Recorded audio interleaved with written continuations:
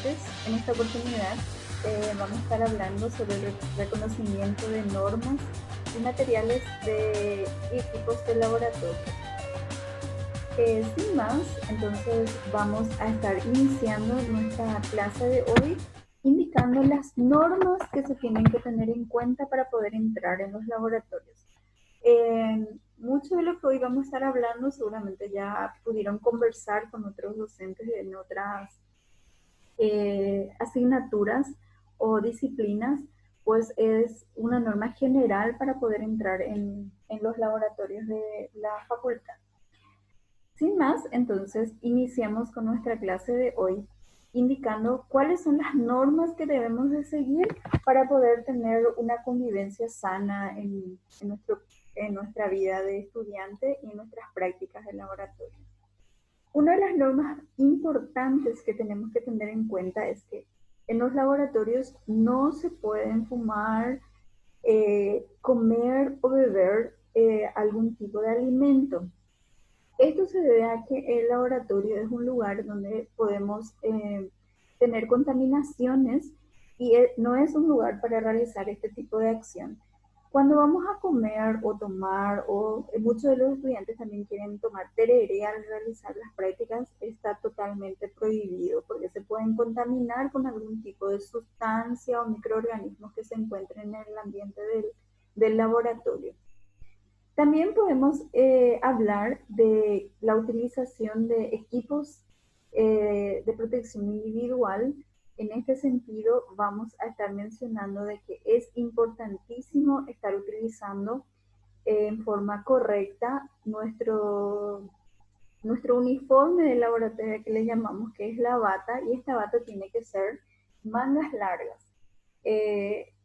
Una regla para entrar en el laboratorio de la Facultad de Ingeniería Agronómica es que se tenga la bata y que esta bata sea bien cerrada y que tenga mangas largas para protegernos también así de las contaminaciones que pudieran surgir en el laboratorio.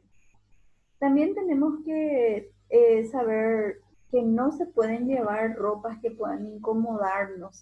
Entre ellos está el abrigo cuando hace frío, y los objetos materiales tales como bufandas, los objetos como la mochila, está totalmente prohibido meter en el ambiente del laboratorio.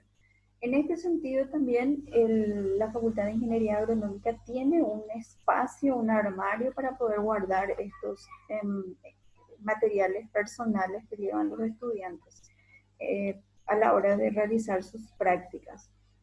Bueno, también podemos mencionar de que en el laboratorio no podemos estar circulando de un lado a otro porque esto puede ocasionar algún tipo de accidente. Entonces, una vez que uno esté en el laboratorio, tiene que centrarse en su trabajo. En este sentido, los trabajos de práctica que se realizan en el ambiente del laboratorio generalmente se dividen en grupos de 7, 5, 10, dependiendo del tipo de ensayo o práctica que se vaya a realizar. También podemos mencionar que si tenemos cabello largo, no es tan largo, pero tenemos que alzarlo, las chicas y los muchachos que tienen el pelo largo, porque también hay muchachos que tienen pelo largo, entonces tiene que estar bien atadito el pelo de esta forma o en hacer un pequeño rodete, entonces para poder ingresar al laboratorio.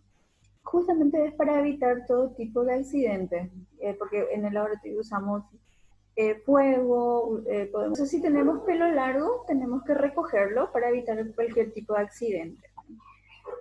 Otra de las recomendaciones que es importante conocer es que tenemos que disponer sobre la mesa solo los libros, los cuadernos que vamos a estar utilizando para los apuntes que los docentes nos solicitan. En ese sentido, el alumno al dejar su mochila o sus materiales en el armario tiene que agarrar solamente lo que va a necesitar para hacer sus anotaciones en el laboratorio al realizar las prácticas. También tenemos que tener las manos limpias. Entonces, antes de ser posible, antes de entrar en el laboratorio, ya limpiarlas, lavarlas, y después de entrar en el laboratorio también hay equipos y materiales para hacer esta limpieza pero lo recomendable es que se entre con las manos limpias y si se tiene algunas heridas, utilizar siempre guantes para evitar que estas heridas puedan ser mayores o que puedan contaminar el ambiente del laboratorio. Otra de las recomendaciones que tenemos es que no se puede ingerir ningún tipo de producto. Por más de que parezca muy lindo, parezca que va a ser muy rico, ningún tipo de producto o sustancia del laboratorio es consumible, no se puede consumir. También podemos mencionar que se pueden producir accidentes, quemaduras o lesiones y en este caso si ocurriese, ¿verdad? Siempre hay que estar comunicados inmediatamente con el docente o la docente que esté a cargo del grupo de práctica. También mencionar de que en el lugar siempre va a existir un pequeño botiquín, pero que tenemos que nosotros tratar de traer a la par de que vayamos utilizando. Y recordar que luego de utilizar el laboratorio tenemos que limpiarlo y dejarlo en forma ordenada para que cuando venga el otro grupo pueda hacer las prácticas en forma efectiva sin encontrar desorden. Esa es una norma principal en el laboratorio. Todo lo que se usa se lava. Siguiendo con nuestra clase, hablemos de las normas para manipular instrumentos y productos en los laboratorios. Esta norma es importante porque tenemos que tener en cuenta a la hora de realizar nuestras prácticas y son pasos que sí o sí debemos realizar para que nuestro producto final, ya sea nuestro experimento o nuestro análisis, tenga el resultado más fiable posible. En este sentido, vamos a mencionar de que antes de manipular cualquier tipo de equipos o materiales o montarlos, siempre tenemos que tener en cuenta de que siempre hay que cuidar la parte eléctrica, si está enchufado, si vamos a limpiar, desenchufar, si necesitamos utilizar y siempre que un equipo eléctrico utilicemos hay que enchufar y desenchufar, eso no olvidar.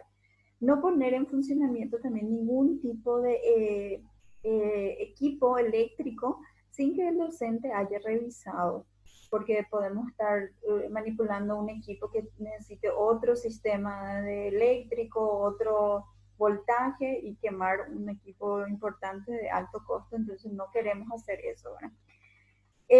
Otra de las recomendaciones importantes es el manejo especial en el cuidado integral de los equipos y materiales que son muy frágiles. Por ejemplo, el vidrio, se utiliza muchísimo el vidrio en el laboratorio, ¿verdad?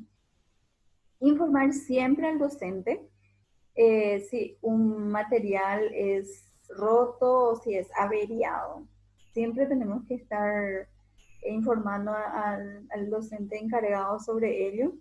Fijar que los signos de peligrosidad en donde aparecen frascos y productos químicos, tenemos que tener en cuenta lavarse las manos con jabón, eso ya dijimos, pero una vez que nosotros tocamos un producto químico, siempre hay que lavarse las manos. Al acabar la práctica, como mencionamos, limpiar todo el espacio, el lugar. Luego, si es que se salpica, por ejemplo, accidentalmente alguna zona, siempre hay que lavarlo con agua abundante y luego limpiar la mesa con alcohol, secar bien, utilizar un paño limpio para poder mantener el ambiente limpio y el ambiente cuidado para las prácticas siguientes, ¿verdad?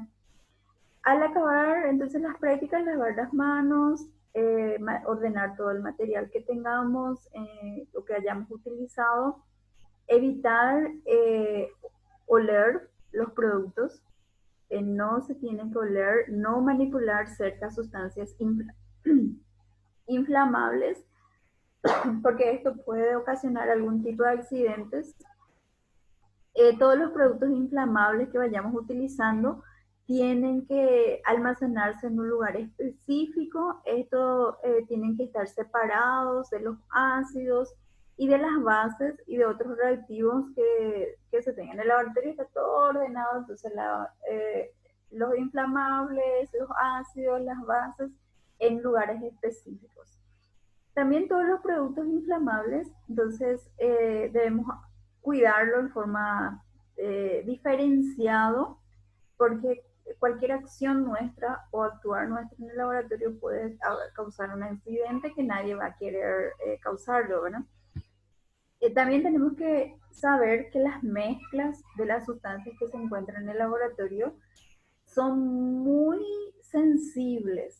En este sentido, tenemos que saber que si mezclamos algún ácido con agua, esto puede ocasionar algún tipo de efecto contrario a lo que nosotros estamos buscando y causar algún tipo de accidente, producir heridas, quemaduras. Entonces eso no estamos queriendo nosotros. Queremos hacer nuestra práctica en forma segura, ¿verdad?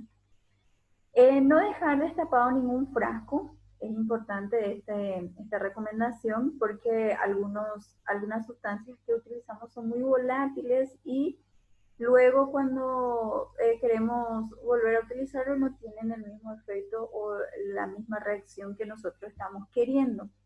Entonces también pueden emitir algunos vapores que son tóxicos y eso puede causar a la larga, ya sea a nosotros que estamos expuestos a ello o al personal técnico que está constantemente en el laboratorio, algún tipo de inconvenientes de salud o enfermedades que no queremos también, ¿verdad? Seguidamente hablaremos de los primeros auxilios. Estos primeros auxilios eh, vamos a separarlos en algunos puntos importantes. Cuando ocurren cortes y heridas, ¿qué es lo que tenemos que hacer? Tenemos que lavar las partes que están afectadas, ¿verdad? Y tenemos que utilizar agua y jabón para poder desinfectar el área.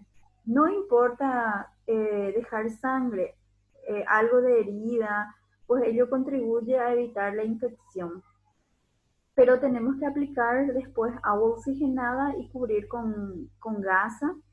Eh, para tapar después hay que esterilizar bien la parte de la herida con alcohol y sujetar con un separador.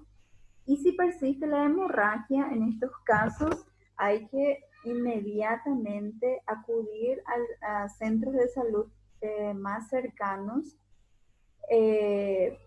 En este caso, en Minahuazú tenemos el centro de salud de Minahuazú que está bien cerca de nuestra facultad. Otro de los puntos importantes que tenemos que tener en cuenta a la hora de los primeros auxilios son las quemaduras o corrosiones que puedan ocurrir. Estos pueden ser por fuego, por ácido o por algún alcálisis en la piel que tengamos. Entonces, si es por fuego, puede ser por tocar un objeto caliente. Esto no hay que lavar inmediatamente la lesión con agua, no se lava, se tiene que tratar con dilución acuosa o alcohólico y también tenemos que tener pomadas especiales para quemaduras y vendas en el lugar de laboratorio en nuestro botiquín de primeros auxilios. Cuando una persona, ya sea esto alumno o profesor o técnico del área, se quema por ácido, tiene quemaduras o corrosiones por ácido, hay que cortar rápidamente una parte, si su ropa, por ejemplo, se le derrama un ácido, hay que cortar rápidamente esa parte de la ropa o tela que le esté cubriendo y echar agua abundante. En este caso sí se puede echar agua abundante para neutralizar la acidez en la piel de la persona. Si hablamos de quemaduras por alcálisis en la piel, entonces, o corrosiones, ¿verdad? Podemos decir que en este caso hay que aplicar abundante agua y aclarar con ácido bórico, después secar, ¿sí? Cubrir la parte afectada con pomada y vendar. También podemos encontrar otros productos químicos que pueden causar accidentes y en este caso quemaduras o corrosiones. En este caso lo principal cuando se trata de ácidos o productos químicos es importante lavar bien el área con agua. También podemos encontrar accidentes por salpicaduras en los ojos. Esto podemos subsanar o podemos disminuir su efecto eh, inmediatamente utilizando también algunas sugestiones o sugerencias de primeros auxilios. Cuando estas salpicaduras en los ojos ocurren por ácidos, entonces inmediatamente hay que lavar los ojos con una cantidad abundante de agua templada, o sea, agua medio tibia. Mantener los ojos abiertos de ser posible y de modo que el agua penetre debajo de los párpados. Si continúa esta irritación en los ojos durante 15 minutos, entonces hay que seguir lavando y si continúa la irritación, llevarlo a primeros auxilios en los lugares del centro de salud más cercanos también. También podemos mencionar de que se pueden tener ingestión de productos químicos que pueden causar un enorme daño si es que no sabemos cómo actuar en estos casos. Cuando se tratan de ácidos corrosivos, por ejemplo, primero, luego hay que saber de cuando ocurre este tipo de accidentes o este tipo de gestión mala o consumo de productos químicos, rápidamente hay que llevarlo a atención médica. Retirar el agente corrosivo del contacto es importante, entonces corriendo hay que llevarlo al centro de asistencia.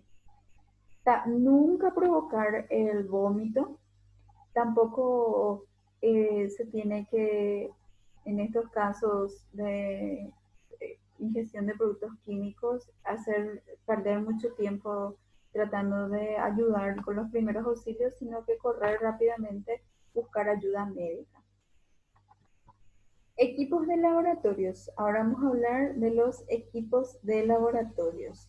Bueno, los equipos de laboratorio que generalmente tenemos nosotros en la Facultad de Ingeniería Agronómica son estos y que tienen que familiarizarse ustedes con los mismos.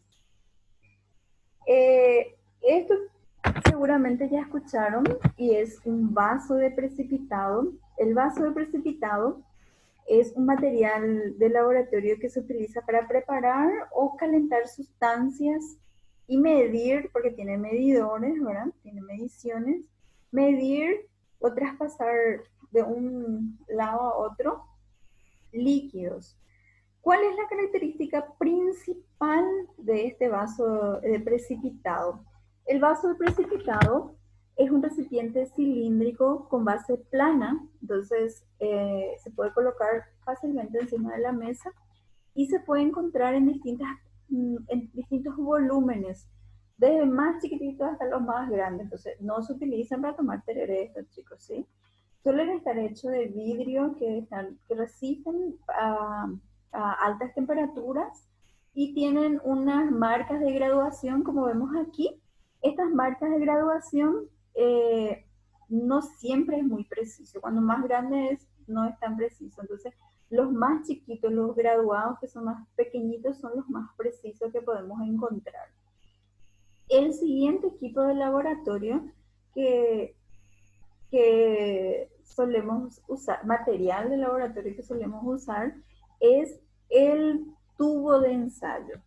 Este tubo de ensayo es un material de vidrio también utilizado para poder colocar sustancias o materiales o muestras para poder hacer los análisis en los laboratorios. Su objetivo principal es contener sólidos o líquidos para luego realizar las actividades relacionadas al experimento o a la práctica que se va a realizar en el laboratorio. También pueden contener sustancias líquidas o sólidas, así como ya les dije, ¿verdad? El siguiente es son las gradillas. Estas gradillas son utilizadas para contener o mantener estos tubos de ensayo. Entonces aquí nosotros le contenemos, porque como vemos su base, aquí es medio circular, entonces no queda encima de la mesa y además es larga y puede ocurrir accidentes si queremos dejarlo en forma paradita o si lo dejamos acostadito podemos derramar nuestros productos, materiales o muestras que tenemos en los tubos de ensayo. Entonces, esta gradilla se utiliza para mantener en posición vertical principalmente estos tubos de ensayo y también pueden ser utilizados como para mantener cantidades de sustancias que tenemos en este, por ejemplo, entre 1, 2, 3, 4, 5, 6, 12 tubos de ensayo va a estar aquí. Y para poder transportarlo en forma más segura también, porque tener 12 tubos de ensayo en mano es muy complicado y dependiendo de la sustancia que tenga, no se puede, luego no es recomendado, no es una de las recomendaciones que podemos dar en el laboratorio. Siguiendo, tenemos el matraz de Erlenmeyer. Este matraz es utilizado en el laboratorio para poder se trata de un frasco de vidrio, como vemos allí, y tiene una base plana. En este, por ejemplo, no va a necesitar una gradilla para poder transportarlo. Esta base plana tiene un cuerpo, tipo un cono, ¿verdad?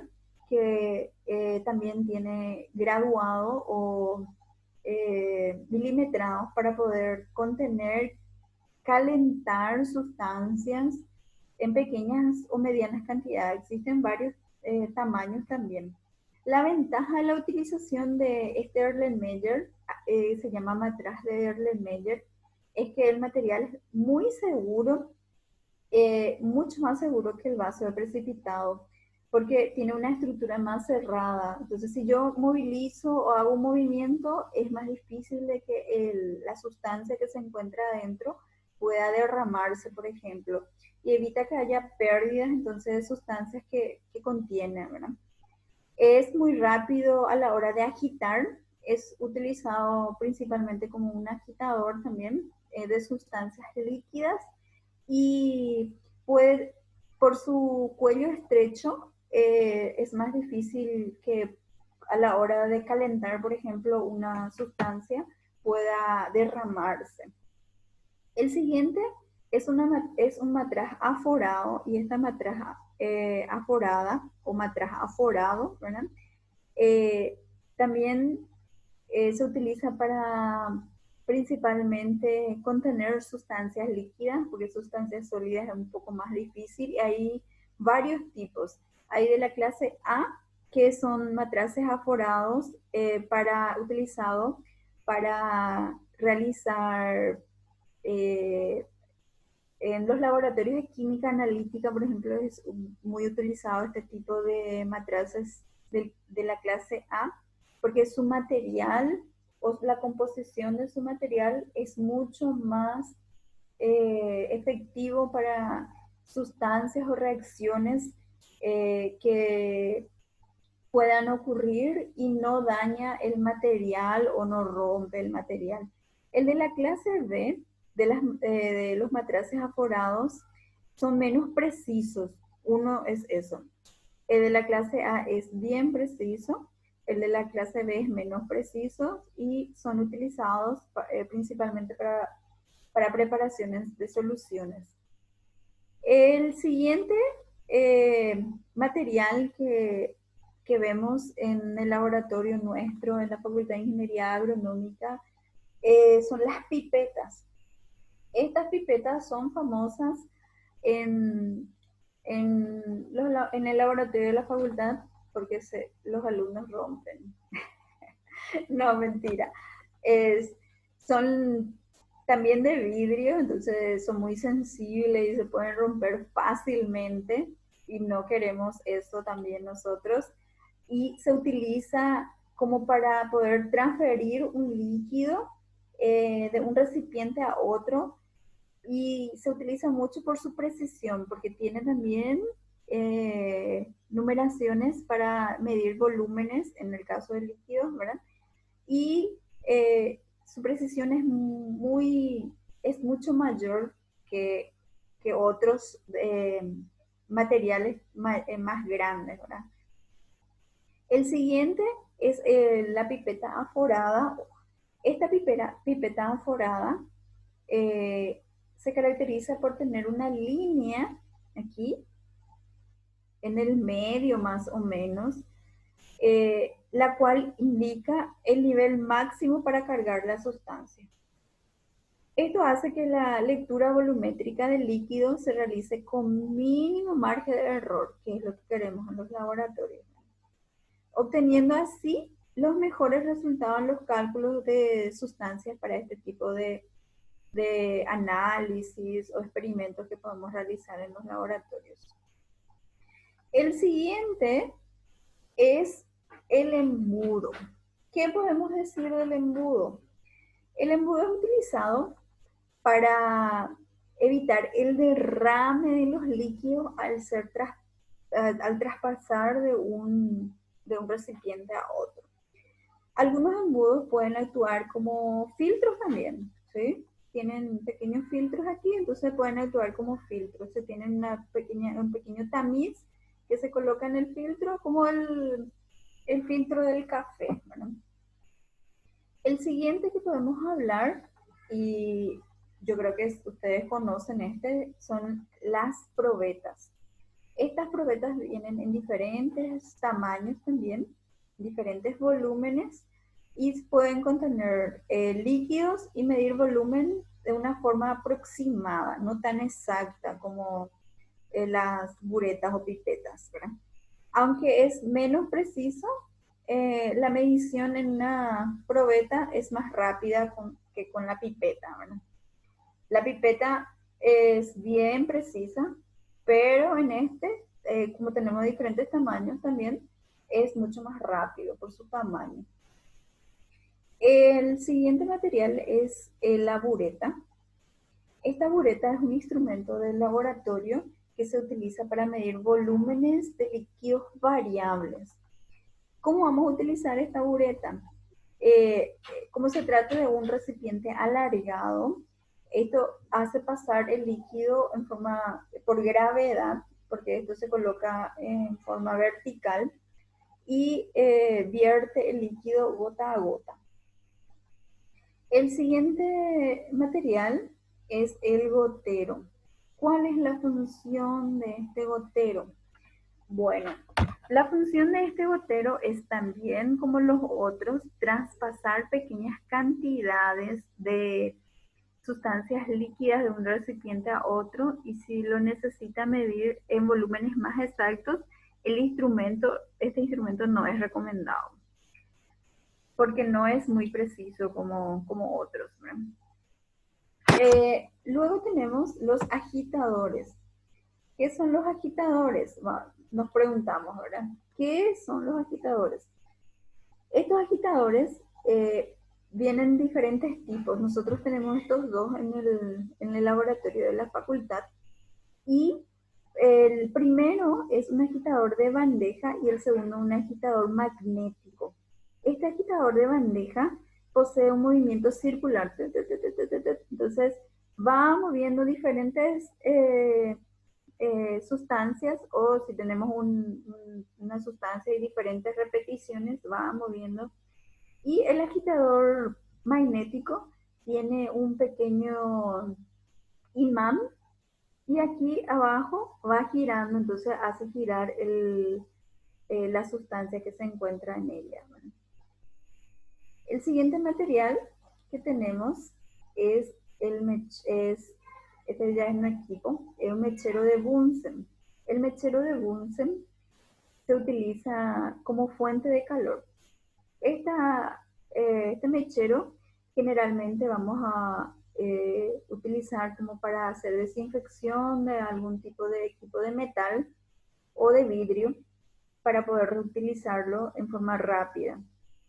Y este tiene, por ejemplo, hasta una temperatura muy elevada, generalmente hasta 1500 grados centígrados. Entonces, muy alto es, y se utiliza para desinfección. Esteriliza o de los reactivos, de las reacciones químicas, los equipos y materiales también, o para calentar algún tipo de reactivo. El siguiente es la balanza, y esta balanza que nosotros tenemos en la facultad creo que es una balanza de precisión. Y esta balanza de precisión es un instrumento destinado para determinar la masa de un cuerpo en forma más precisa, como ya le dijimos, una balanza de precisión. Y es muy sensible, entonces desde miligramos vamos a medir en esta balanza de precisión. El reloj, el vidrio reloj, este vidrio reloj es un cristal, una pequeña lámina parece, un ojito le llamamos también, que se utiliza para pesar pequeñas cantidades en, en la balanza de precisión y en algunos casos para poder hacer evaporar algunos líquidos. El siguiente es el termómetro. Este termómetro es un instrumento muy utilizado porque la mayoría de las muestras que tenemos en los laboratorios tienen que ser bajo una temperatura específica y se utiliza para especificar eso. Nada muy complicado, ¿verdad? La escobilla, esta escobilla se utiliza para lavar los equipos que tenemos aquí, entre ellos la bureta, también podemos matraz forado, matrajes de Meyer, en algunos casos también la pipeta. Entonces se utiliza esta escobilla generalmente para limpiar los recipientes y utensilios de cristal, ¿sí?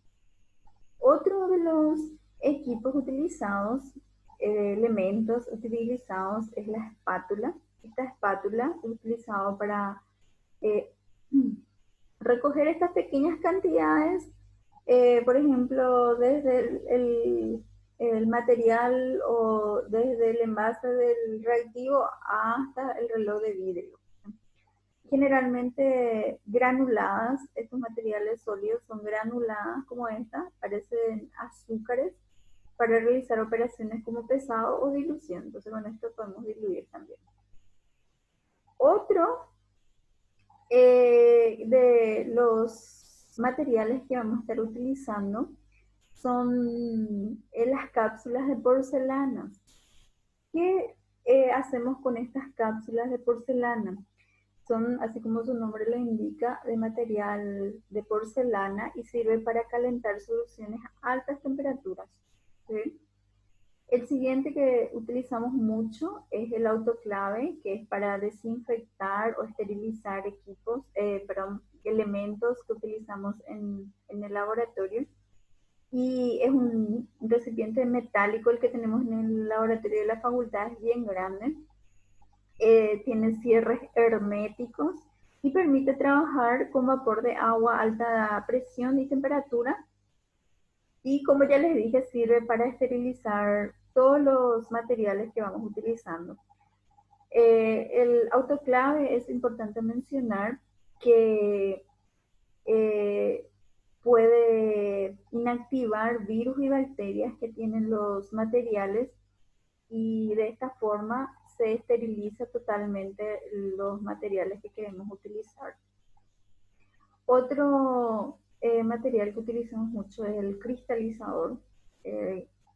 Este cristalizador es un recipiente de base ancha, puede colocar fácilmente encima de la mesa o mesada, ¿verdad? Y es de poca altura, o sea, son bien bajitas y se utilizan para generalmente contener soluciones sólidas o evaporar algún tipo de solvente. El estilete. El estilete se utiliza en el laboratorio y principalmente en la facultad utilizamos mucho para hacer prácticas de, por ejemplo, tejido vegetal. El siguiente son las pinzas. ¿Para qué utilizamos estas pinzas? Estas pinzas son utilizadas para sostener, ¿sí? Diferentes objetos de vidrio, ya sean por calor o porque no queremos manipularlos de evitar contaminarlos. Entonces, sirven para contener buretas, embudos, también sirve para realizar montajes como para destilaciones, ¿verdad? En fin, el siguiente es una caja de Petri. Y esa caja de Petri, ¿para qué nosotros lo utilizamos? Se utiliza para varias finalidades. Esta caja de Petri generalmente se utiliza para cultivos de bacterias, hongos o mohos que se tenga y generalmente se utiliza algún tipo de medios de cultivo, se coloca en esta caja de Petri eh, en el laboratorio para hacer determinación de coliformes fecales, de la cantidad de coliformes fecales que tenga el agua de consumo humano. Entonces se le coloca un medio de cultivo que se llama agar y se le coloca una gotita del agua que queremos determinar cuánto de coliformes fecales tiene y se lleva a una estufa a 35 grados centígrados para poder incubarlo 24 o 48 horas. También se utiliza mucho para pesar materiales sólidos, granulados, porque son chiquitas, entonces se pueden utilizar para mayor precisión.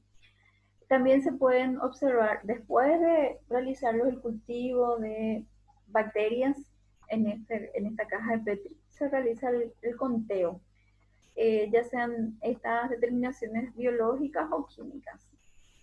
El siguiente, tenemos el balón y el balón es un contenedor recipiente que por lo general se utiliza en los laboratorios de química o física también, ¿verdad? Para medir con precisión el volumen específico de algún líquido o destilar alguna sustancia también se pueden utilizar, ¿sí? O, en fin, para preparar alguna solución también. El balón es muy útil y utilizado en el laboratorio de la facultad. El siguiente es el densímetro. Este densímetro parece una pipeta, ¿verdad? ¿Sí? Este densímetro es una herramienta de medición que permite determinar la densidad relativa de un líquido. Entonces también es utilizado para la determinación se utiliza mucho en la determinación de químicas de suelo, se utiliza para introducir un líquido y analizar la densidad en una probeta, por ejemplo. También se pueden utilizar como agitadores, como una varilla para homogeneizar la temperatura. También utiliza el densímetro para equilibrar las paredes de la probeta, ¿sí? Y se prueba la temperatura y corrige si es distinto a la calibración que se tiene. Bueno, seguimos. Este sí es un equipo que vamos a estar utilizando muchísimo y vamos a estar probando hasta el final de nuestra carrera, de la carrera que eligieron ustedes, que es agronomía. Este pHímetro determina el nivel de pH que tiene alguna sustancia o muestra. Su característica principal es que se compone de un amplificador eléctrico, este equipo es eléctrico, y tiene un par de electrodos. Estos electrodos son los que al introducir en la muestra líquida, en general, determina el nivel de pH que tiene, el nivel de acidez que tiene la muestra o la sustancia. Generalmente tiene un electrodo de vidrio, ¿sí? Aquí vemos un electrodo de vidrio y un electrodo de referencia, que es para el patrón, ¿verdad? Que para determinar si el electrodo lector está determinando bien la lectura de la sustancia. El electrodo de vidrio se utiliza para medir el pH y tiene una bombilla. Aquí vemos una bombilla que determina la concentración de iones de hidrógeno que tiene la sustancia. El siguiente es la malla de amianto. Esta malla de amianto es la encargada de repartir la temperatura de manera uniforme cuando se tiene una superficie caliente como el mechero, ¿sí? Se utiliza con el trípode, ¿sí? El trípode creo que no tengo aquí, pero en la siguiente clase voy a mostrarle. Generalmente se utiliza para separar sustancias eh, suficientemente flexibles como para ser entrelazadas y resistentes a altas temperaturas. El siguiente es son las varillas de vidrio y vamos terminando de esta forma. Las varillas de vidrio son de agitación y creo que ya les dije lo de las varillas de vidrio, si no me equivoco. Oh, no. Bueno, sirven para agitar las sustancias y a fin de homogeneizarlas. Son de vidrios y tienen que ser esterilizadas entre uso y uso. El siguiente es el calentador del laboratorio. El calentador sirve para calentar líquidos, hacer evaporar sólidos, en fin. El siguiente es el soporte universal, y este soporte universal es una herramienta que se utiliza en el laboratorio para realizar montajes de materiales presentes en el laboratorio, permitiendo obtener sistemas de medición. Por ejemplo, nosotros utilizamos este soporte universal como para poder sostener la bureta. ¿Dónde está mi bureta? Aquí está. Para sostener la bureta, ¿sí? La bureta entonces es sostenido por el soporte universal y de esta forma gota a gota vamos derramando o nivelando nuestra sustancia. Siguiente. Y creo que ya vamos a ir terminando. Uy, sí. Bueno, ¿cómo debe ser el lavado del material de vidrio? Es importante también conocer cómo nosotros vamos a estar lavando estos materiales de vidrio, pues son muy débiles, sensibles y pueden romperse fácilmente. Entonces, ¿cómo vamos a hacer este lavado? Tiene que ser, una vez que terminemos nuestra práctica, de material, tiene que ser lavado con agua y jabón y enjuagar con mucha agua de grifo. También este material tiene que ser lavado con agua destilado. Una vez que lavamos con agua de grifo, luego volver a enjuagar con agua destilada, realizando como mínimo 4 enjuagues. Del mismo modo, se puede usar distintas técnicas de limpieza para este material. Hoy os voy a mostrar un truco para lavar utensilios de vidrio de laboratorio. Voy a lavar estos dos vasos con un estropajo que lleva jabón.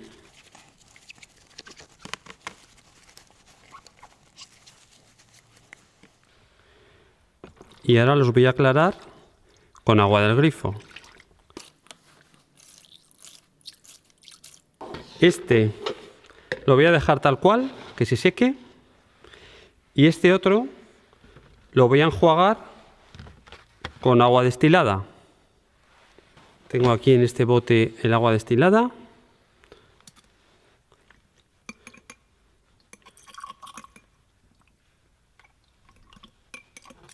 También podríamos utilizar agua desmineralizada. Lo importante es que no tenga minerales, que luego al secarse dejen mancha. Ahora los dejamos secar, aunque también podríamos acelerar el proceso si los ponemos a secar en un horno a 80 grados Celsius. Es decir, casi al mínimo de las temperaturas que ofrece un horno de cocina. Ya están secos los dos vasos. Vamos a ponerlos aquí en fondo negro.